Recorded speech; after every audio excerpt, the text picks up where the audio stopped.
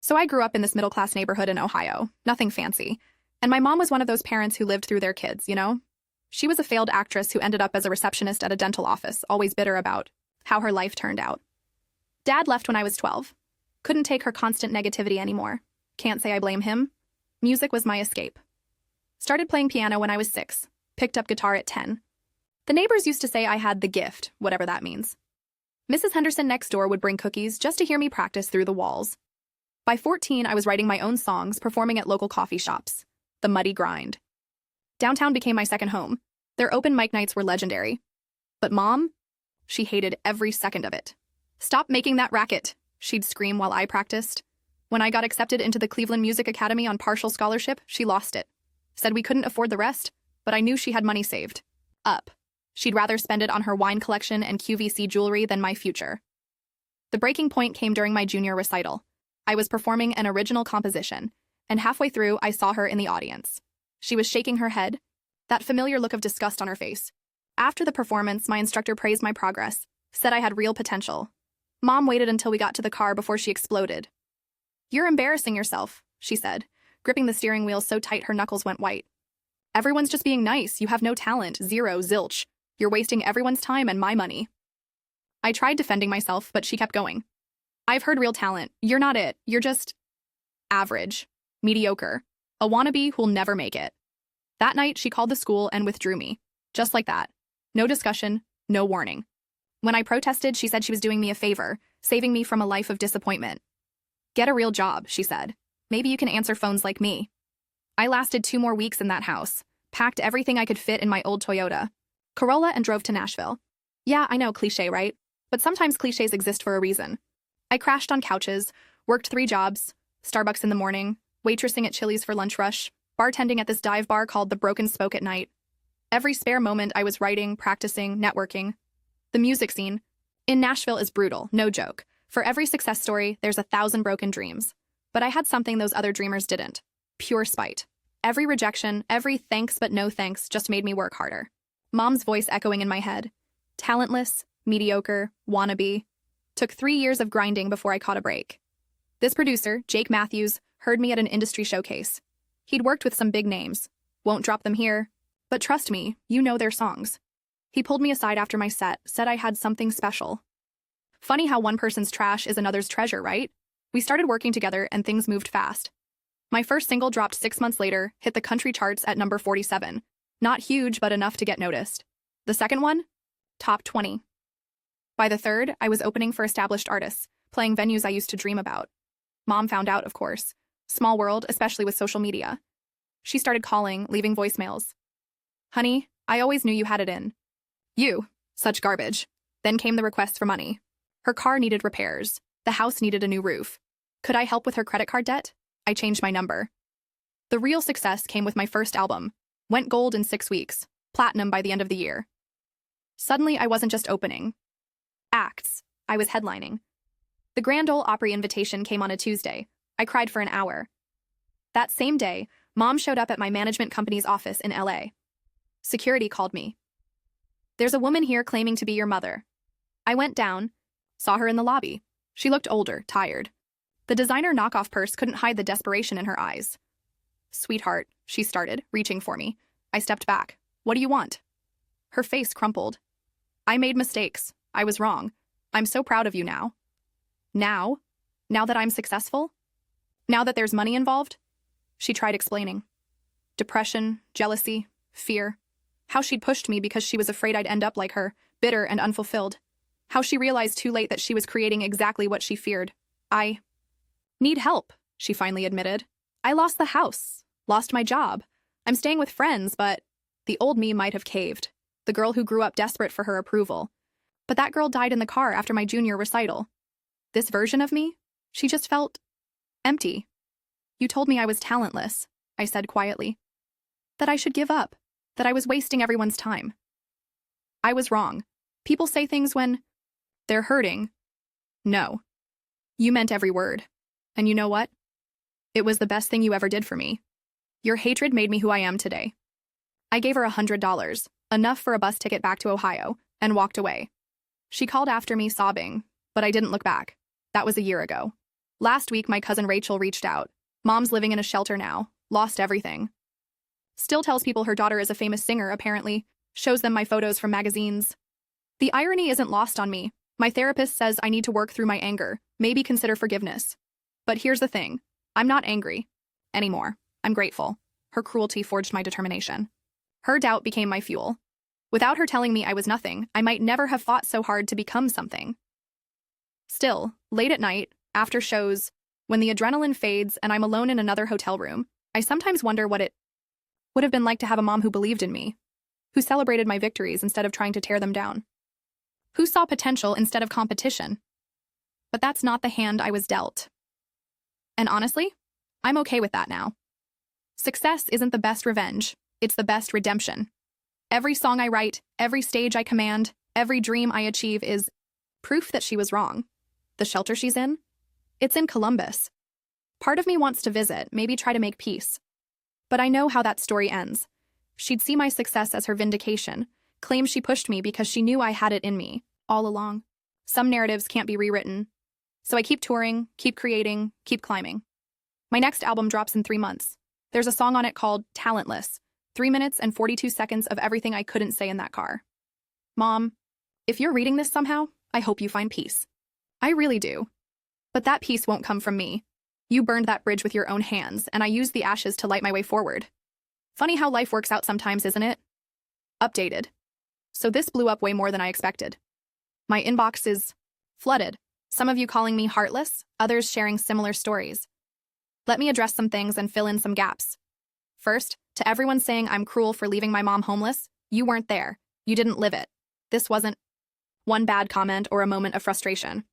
This was years of systematic emotional abuse. Years of being told I was worthless, that my dreams were stupid, that I'd never amount to anything. Someone asked about specific examples. Here's a few. When I was 15, I saved up babysitting money for 6 months to buy a used Gibson acoustic. Mom sold it while I was at school because she needed money for a spa weekend with her friends. Told me music was a waste of money anyway. My high school music teacher, Mr. Kowalski, offered to give me free lessons because he believed in my potential. Mom called the school and complained, said he was being inappropriate by showing special interest in me. Almost got him fired. He was just trying to help a kid who loved music. She'd invite people over during my practice time, then loudly apologize for the noise and make jokes about how I thought I was the next Taylor Swift. More like Taylor Slow. She'd laugh. Her friends would join in. I was the punchline in my own home. When I got a call back for a youth orchestra position, she scheduled an urgent dentist appointment at the same time. Told them I had severe anxiety and couldn't perform under pressure anyway. I didn't find out until weeks later when the conductor mentioned it at school. The night before my SATs, she got drunk and spent hours telling me how college was pointless. For someone like me. People like us don't become musicians. We become receptionists, cashiers, maybe if you're lucky, a secretary. Kept me up until 3 a.m. with her ranting. I bombed the test, but here's what really gets me. She wasn't always like this. When I was really young, before Dad left, she used to sing to me. Lullabies, Disney songs, old Motown hits while she cooked dinner. She had a beautiful voice. Maybe that's where I got it from. After Dad left, everything changed. She stopped singing, stopped smiling, stopped believing in anything beautiful. It's like she decided if she couldn't have her dreams, no one could. Especially not me. Several people asked why I didn't help her more, give her a second chance. Here's the truth. I did. That wasn't our first confrontation after I made it. When my first single charted, she called crying, apologizing. I was touring through Ohio and agreed to meet her. She seemed different, remorseful, said she'd been going to therapy, working on herself. Stupid me, I gave her money, helped with her bills, even invited her to a show in Cleveland. You know what she did? Showed up drunk.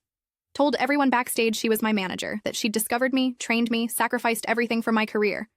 When I confronted her, she screamed that I owed her everything, that without her pushing me, I'd be nothing. Security had to escort her out. She sold the story to some gossip blog, tried to paint me as an ungrateful daughter who abandoned her struggling mother. Thank God nobody important picked it up. That's when I learned, some people don't want to change. They want to rewrite history. In her mind, her abuse was tough love. Her cruelty was motivation. My success proved she was right all along. The cousin who contacted me, Rachel, she let slip that Mom's been telling people she's my manager, that we're just having a temporary disagreement. She shows my interviews on her phone at the shelter, pause on parts where I talk about growing up in Ohio, pretending I'm talking about her wonderful support. It's sick. She's created this whole fantasy where she's the hero of my story instead of the villain, and before anyone asks, yes, I've tried therapy, lots of it. My therapist, Dr. Martinez, she's helped me understand that forgiveness doesn't mean reconciliation. I can forgive my mom for being broken without inviting that brokenness back into my life. Because here's what people don't get. Success doesn't erase trauma. Money doesn't heal wounds. I still have nightmares where I'm back in that house where she's screaming that I'm nothing. I still freeze up sometimes before performances, hearing her voice, talentless, mediocre, embarrassing. The difference now? I use it. Every time I doubt myself, I remember her words and let them fuel me. Every standing ovation, every award, every milestone is a middle finger to that voice in my head. Some of you shared your own stories. The dad who burned your paintings. The mom who threw away your manuscripts. The parents who mocked your business. Ideas, your career choices, your dreams. I see you, I hear you. And I'm here to tell you. Their limitations don't have to become yours. To the person who asked if I regret cutting her off? No, not for a second. My peace is worth more than her approval. My sanity is worth more than family obligations. You can't pour from an empty cup, and she drained me dry for years. The hotel room where I'm writing this? It's in Dallas. Tomorrow night I'm playing the American Airlines Center, 20,000 people, sold out. There's a grand piano in my suite, a Steinway. I run my fingers across the keys sometimes and remember practicing on that old upright. In our living room, Mom yelling from the kitchen to stop that racket. Now the racket pays for everything. Funny how that works. Someone asked what my dad thinks about all this. Haven't talked to him in years. He remarried, started a new family in Colorado, sent a congratulations card when I won my first CMA award. That's about it. Maybe I'll write about him next. But this isn't about him. It's about her. The woman who tried to clip my wings because hers were broken. The mother who saw my light as a threat to her darkness. To those saying I should help her anyway, that family is family. Where were you when she was destroying me? Family isn't just DNA. It's support, love, belief. She offered none of those. Blood doesn't entitle you to destroy someone and then demand salvation from the ashes. My chosen family now? My band, my team, my friends who celebrated my first gig at dive bars and still celebrate sold-out arenas, they're my family. They believed when she didn't. They supported when she tore down. The homeless shelter thing? Yeah, it hits different. I donate to homeless organizations regularly. Quietly fund music programs for underprivileged kids. Because I believe in helping people who want to be helped, who want to change. But Mom? She doesn't want change. She wants vindication. She wants to be right about being wrong. And I can't give her the satisfaction. My tour continues next week. Phoenix, Vegas, LA. Living my dream while she lives in her nightmare. It's poetic in the worst way. For those supporting me, thank you. Your messages mean everything. And for those judging, that's fine too. You don't have to understand. You didn't live it. Just remember, sometimes the best thing a parent can do is show you exactly who not to become. Updated. Well, the internet remains undefeated. This story found its way to my mom, or rather, some helpful person from the shelter showed it to her.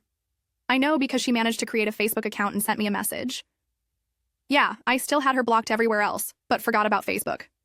My fault. I'm going to share her message here, unedited, because I think you all need to see what I'm dealing with. I saw what you wrote about me. Very hurtful. You forgot to mention all the good times, all the sacrifices I made. Remember when I drove you to that competition in Cincinnati during a snowstorm? Remember how I worked double shifts to pay for your first guitar? You only remember the bad. That's what drugs do to people, make them ungrateful. Yes, I know about the drugs. Everyone in Nashville does them. I pray for you every day. The shelter people say I should forgive you for abandoning me. I'm trying. But it's hard when your own daughter spreads lies about you on the internet. I never said those things you claim. Maybe you were on drugs then too? I'm disappointed but not surprised. You always were dramatic. Always needed attention. At least, now you get paid for it. I hope your fans know the real you. The girl who left her mother homeless while she lives in luxury. What would Jesus say? I still love you despite everything. Mom. I sat in my tour bus reading this for probably 20 minutes. My guitarist Tommy asked if I was okay. I just handed him my phone. He read it, shook his head, and said, "Gaslight much?" Here's the thing about narcissists. They rewrite history. In her mind, she's the victim. She's the long-suffering mother abandoned by her ungrateful daughter. The drugs accusation? Pure projection. I don't even smoke weed. Meanwhile, she's been a functional alcoholic since I was 10. That guitar she mentioned working double shifts for, it was a Christmas gift when I was 8, a $50 acoustic from Walmart. She held that over my head for years. I bought you that guitar. As if one gift erased years of emotional terrorism. The Cincinnati competition? She drove me, yes. Complained the entire way. Told me repeatedly I was wasting her gas money. When I won second place, she said, well, at least you weren't last. But here's what really gets me. The Facebook message itself. See how she turns everything around? I'm dramatic. I'm ungrateful. I'm on drugs. She's the victim. She's praying for me. Classic Darvo, deny, attack, reverse victim, and offender. And that last line, I still love you despite everything. Despite what? Despite my success? Despite escaping her toxicity? Despite refusing to enable her delusions? I showed the message to Dr. Martinez during our virtual session. She wasn't surprised. This is textbook, she said. She's not capable of taking responsibility. In her mind, she's rewired the entire narrative. The drugs thing is particularly rich. Know why she thinks everyone in Nashville does drugs? Because that's what she told herself to explain my success. It can't be talent. She said I had none. It can't be hard work. That would mean she was wrong. So it must be drugs. Or sleeping with producers. Or selling my soul. Anything but admitting I had the talent she denied. Some people in the comments are still saying I should help her. She's clearly mentally ill, they write. Have compassion. I do have compassion. That's why I'm in therapy. That's why I donate to mental health organizations. But compassion doesn't mean setting yourself on fire to keep someone else warm. You want to know the moment I truly knew I made the right choice? It wasn't her message. It was my reaction to it. 5 years ago, that message would have destroyed me. I would have questioned everything, felt guilty, maybe even reached out. Today, I felt nothing. Maybe a little sad for her, but mostly just empty. Like reading a stranger's diary. That's when you know you've healed. When their weapons become words, nothing more.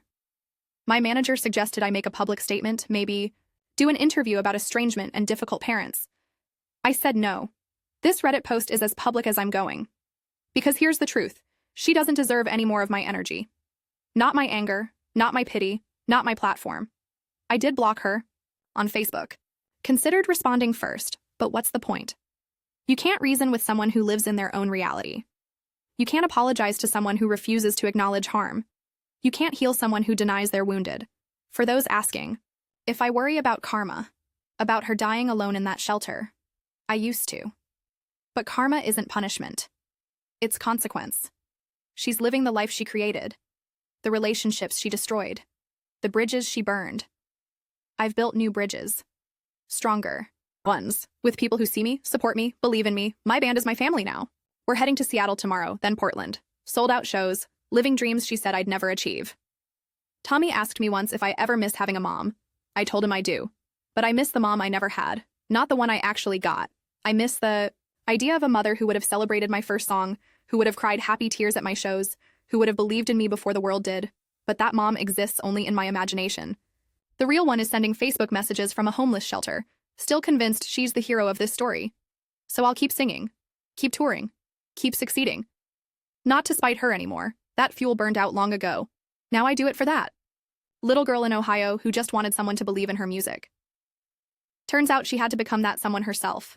To everyone sharing their own stories of toxic parents, of dreams deferred by others' limitations, of families that cut deeper than strangers ever could, you're not alone. Your dreams matter. Your talent is real. Your worth isn't determined by someone else's inability to see it, even if that someone gave birth to you. Tomorrow, when I walk on stage in Seattle, I'll think of all of you. The ones who understand. The ones who escaped. The ones still fighting. We're our own family now, and we believe in each other. That's more than some of us ever got at home. Peace out, Reddit. Thanks for listening. Time to go make some noise. You know, the kind that sells out arenas. Final update, 3 months later. Mom died. Heart attack at the shelter. I found out from Rachel. Felt nothing at first, then everything. Paid for her funeral, small service. Didn't attend. At her memorial, apparently she'd been telling everyone I was touring in Europe, that's why I couldn't come. Still maintaining the fantasy, even in death. Found out she kept a scrapbook of my career. Every article, every photo. Showed it to shelter residents daily. My daughter, the star. The same woman who called me talentless. I'll never understand her. Maybe that's okay. Some stories don't get neat endings. Still touring, still healing, still grateful she showed me who not to become. To everyone who says I'll regret not reconciling. Maybe. But some bridges are better left burned. Making music tonight? For her? For me? For that little girl in Ohio? Doesn't matter anymore. It's just noise. The kind that heals.